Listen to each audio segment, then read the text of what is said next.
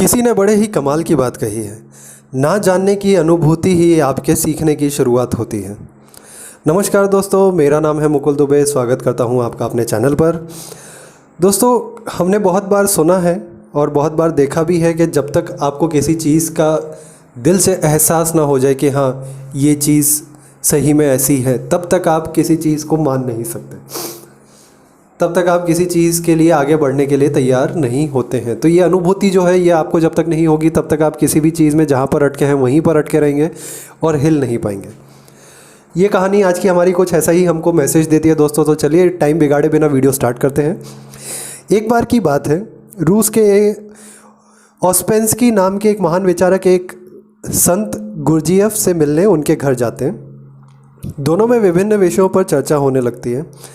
ऑस्पेंस्की ने संत गुरजियफ से कहा, यूँ तो मैंने गहन अध्ययन और अनुभव के द्वारा काफ़ी ज्ञान अर्जित कर लिया है, मुझे काफ़ी ज़्यादा नॉलेज हो गया है, लेकिन कुछ और भी है जो मैं जानना चाहता हूँ। क्या आप मेरी मदद कर सकते हैं क्या? गुरजियफ को मालूम था कि ऑस्पेंस्की अपने जो भी उनके पास नॉलेज है वो उस चीज़ में बहुत मास्टर हैं और उस चीज़ का उन्हें थोड़ा सा घमंड भी है।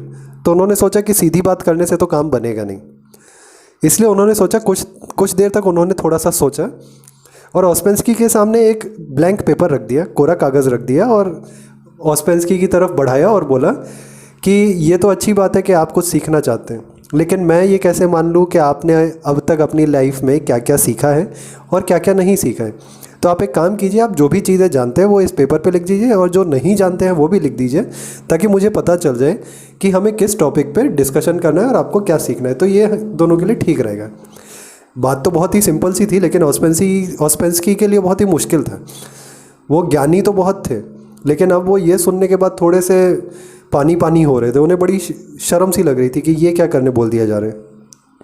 ऑस्पेंस्की आत्मा और परमात्मा ऐसे सब टॉपिक्स के बारे में बहुत ज़्यादा जानते थे, लेकिन उन्हें तत्व स्वरूप और भेद अभेद के बारे में अभी तक उन्होंने कुछ सोचा नहीं था। और गुरजियफ की ये बात सुनकर तो वो एकदम शॉक हो गए, वो एकदम सोच में पड़ गए। तो काफ़ी देर सोचने के बाद जब ऑस्पेंस्की को कुछ समझ में नहीं आया तो उन्होंने ब्लैंक पेपर ही जैसा का जैसा दिया था गुरजियफ ने, वैसा का वैसा ही उन्हें सेम फॉर्म में उनको रिटर्न कर दिया। और उन्होंने ये भी बोला कि श्रीमान, मैं तो कुछ भी नहीं जानता, आज आपने मेरी आंखें खोल दी। ऑस्पेंस्की के ये विनम्रतापूर्वक जो इतना पोलाइटली उन्होंने जिस तरीके से बोले अपने वर्ड्स, गुरजियफ ये सुन के बहुत ज़्यादा अफेक्टेड हुए, मतलब उन्हें बड़ा अच्छा लगा। और उन्होंने बोला कि ठीक है, अब आप जानने योग्य पहली बात आपने जान ली है कि आप कुछ नहीं जानते, और यही लर्निंग का पहला स्टेप है। ज्ञान की प्रथम सीढ़ी यही है। तो अब मैं आपको कुछ सिखा सकता हूँ, क्योंकि खाली बर्तन को भरा जा सकता है, लेकिन कोई बर्तन अगर अहंकार से या घमंड से भरा है तो उसमें बूंद भर ज्ञान भी जाना संभव नहीं है, एक ड्रॉप भी आप नहीं डाल सकते।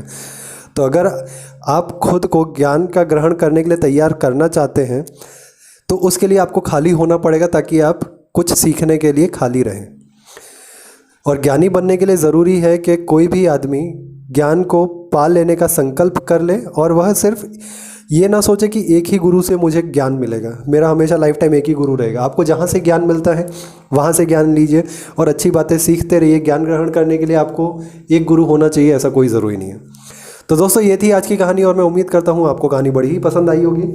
मुझे कमेंट सेक्शन में ज़रूर बताइएगा कि आपको ऐसी कोई और स्टोरी मिली हो तो, या आपके ऐसे कोई व्यूज़ हो जहाँ पे आपने कभी किसी के सामने सरेंडर किया हो और लर्निंग के लिए आपने किसी को बोला हो। मैं आपके कमेंट्स का वेट करूँगा।